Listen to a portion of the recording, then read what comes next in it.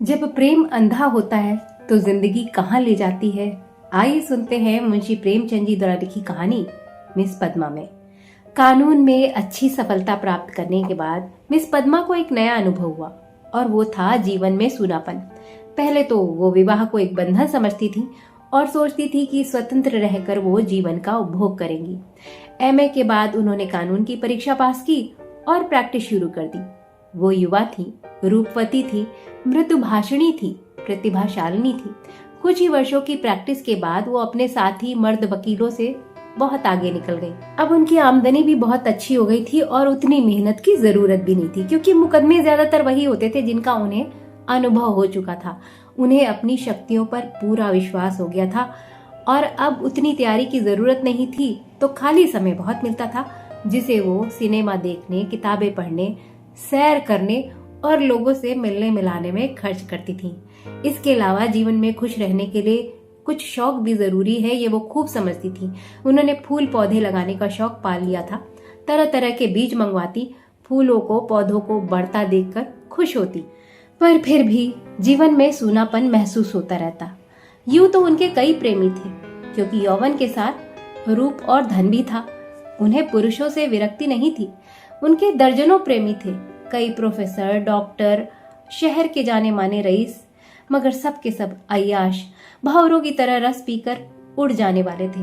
उनका मन सिर्फ भोग नहीं, आत्मसमर्पण चाहता था। उनके प्रेमियों में एक मिस्टर प्रसाद भी थे, जो बड़े रूपवान और धुरंधर वकील थे। कॉलेज में प्रोफेसर भी थे। पद्मा उन पर फिदा थी, पर वो मुक्त भोग के उपासक थे। पद्मा उन्हें बांध कर रखना चाहती थी, पर वो ना बनते थे। संध्या समय पद्मा सैर पर जा रही थी कि तभी प्रसाद आ गए। सैर कैंसिल हो गई क्योंकि बातचीत में ज्यादा आनंद था। आज पद्मा उनसे कुछ दिल की बात कहने वाली थी।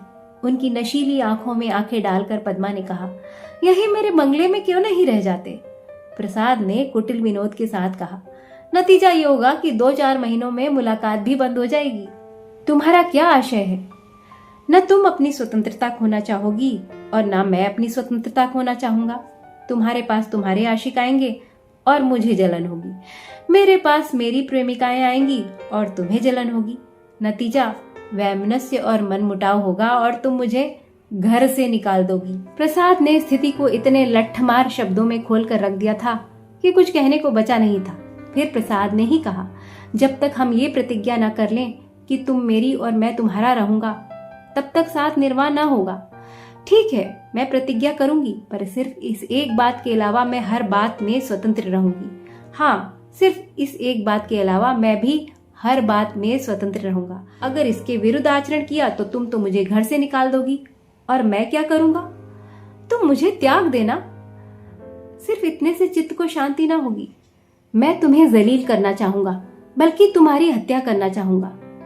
बड़े निर्दयी हो प्रसाद।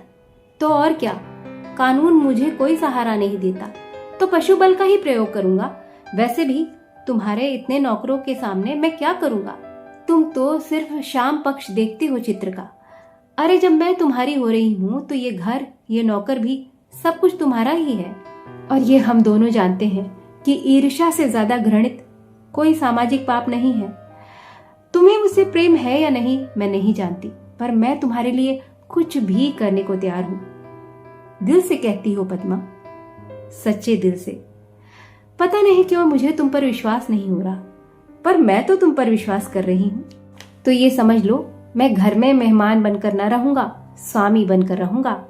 अरे घर के ही क्यों, तुम मेरे भी स्वामी बनकर रहोगे और मैं तुम्हारी स्वामिनी बनकर रहूंगी। मिस्टर प्रसाद और मिस पद्मा साथ साथ रहने लगे। जो आदर्श उन्होंने सोचा था वो सत्य हो गया था। प्रसाद का वेतन पद्मा से बहुत कम था। जितना वेतन उसे मिलता था उसका दुगना भी वो खर्च करता तो पद्मा को परवाह नहीं थी। पहले वो कभी कभी शराब पीता था, अब रोज शराब में मस्त रहता। उसकी अपनी अलग कार और अपने नौकर थे। पद्मा उसकी हर फिजूल खर्ची खुश होकर उठाती थी। वो अपने लिए बहुमूल्य चीजें मंगवाता रहता। पद्मा उसके लिए अच्छे कपड़े और ठाट देकर प्रसन्न होती। प्रसाद के पास जैसी घड़ी थी वैसी शहर के बड़े बड़े रईसों के पास भी नहीं थी। वो जितना दबती प्रसाद उसे उतना दबाता था। उसे कोई बात नागवार भी लगती तो अपने आप को वो प्रसाद के वश में पाती थी। उसके पुराने प्रेमी उसे जलाने कुढ़ाने का प्रयास करते, उस पर फप्तियां कसते, पर प्रसाद के सामने आते ही वो सब कुछ भूल जाती। स्वाभिमानी पद्मा अब उसकी लौंडी हो गई थी। प्रसाद इसका फायदा उठाने से न चूकता था। कील की एक नोक उसने चुभा दी थी और बड़ी कुशलता से वो उसे अंदर ठोकता जा रहा था। रात को वो देर से घर आने लगा। अपने साथ पद्मा को नहीं ले जाता था। पद्मा कहीं कार से जाती तो पीछे से वो अपनी कार लेकर उड़ जाता। साल गुजर गए। पद्मा गर्भ से थी। उसका शरीर स्थूल हो गया था। अब उसमें पहले सी नवीनता और मादकता न थी। एक दिन पद्मा घर लौटी तो प्रसाद को घर पर ना पाकर झुंझला उठी। इस बार उसने कुछ स्पष्ट बातें करने का साहस बटोरा। वो प्रसाद का इंतजार करने लगी। खाना ठंडा हो गया। नौकर चाकर सो गए। रात के 12 बजे थे। उसकी नजर बार बार फाटक पर जा रही थी। 3 बजे के करीब प्रसाद घर आया। पद्मा एक बार खुद को फिर से कमजोर महसूस करने लगी, पर साहस बटोर कर उसने कड़क स्वर में पूछा, इतनी रात कहाँ थे? प्रसाद को इस वक्त वो असुंदर मूर्ति लगी। वो सिनेमा देखने गया था विद्यालय की एक छात्रा के साथ। उसने कहा, इस दशा में तुम्हें सो जाना चाहिए था। तुम्हें आराम की जरूरत है। पद्मा का साहस प्रबल हुआ। मुझे जवाब दो, कहाँ गए थे? मुझे जहन्नुम में भेजो और तुम भी मुझे जहन्नुम में जाने दो। मैं साफ देख रही हूं कि तुम मुझे दगा दे रहे हो। तुम्हारी आंखों की ज्योति बढ़ गई होगी। कई दिनों से मैं तुम्हारा बदला मिजाज देख रही हूं। मैंने खुद को तुम्हारे हाथ बेचा नहीं है। अगर तुम्हारा मुझसे जी भर गया हो तो मैं आज ही जाने को तैयार हूं। जाने की धमकी क्यों देते हो? यहाँ आकर तुमने कोई बहुत बड़ा त्याग नहीं किया है। ये कहने का साहस कहाँ से कर रही हो? मैं देख रहा हूँ कि तुम्हारा मिजाज बिगड़ रहा है। मैं तुम्हें इसी वक्त ठोकर मारकर जाने को तैयार हूँ। पद्मा का साहस बुझ गया।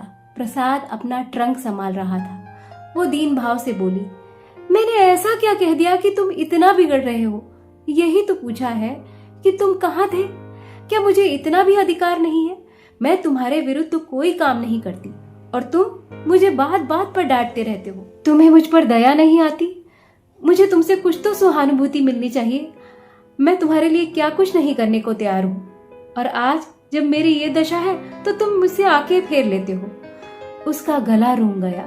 वो मेज पर सर रखकर फूट फूट कर रोने लगी। प्रसाद ने पूरी विजय पाई। पद्मा के लिए मातृत्व बड़ा अप्रिय प्रसंग था। वो डर से कांप उठती, पछताती। प्रसाद की निरंकुशता दिनों दिन बढ़ती जाती। उसका पूरा समय था। अब वो कोर्ट नहीं जाती थी। दिन भर घर में अकेली बैठी रहती। प्रसाद शाम को आता, चाय वाय पीकर फिर उड़ जाता। फिर 11-12 बजे तक न लौटता। प्रसाद को जैसे उसकी सूरत से नफरत हो गई थी। पीला, चिंतित, सशंकित, उदास चेहरा।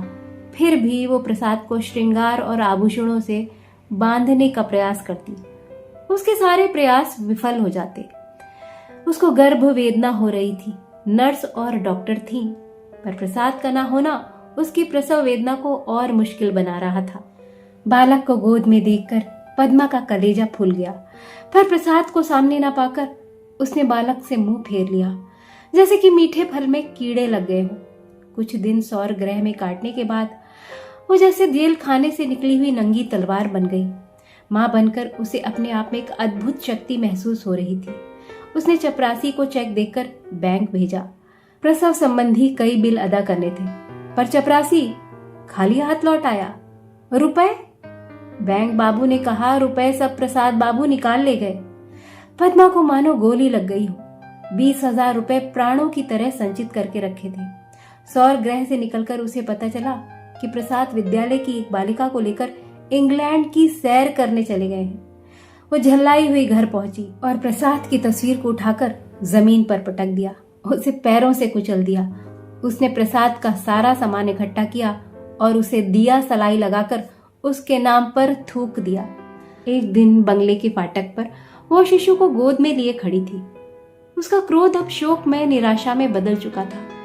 बालक पर उसे कभी प्यार आता, कभी दया आती तो कभी घृणा होती।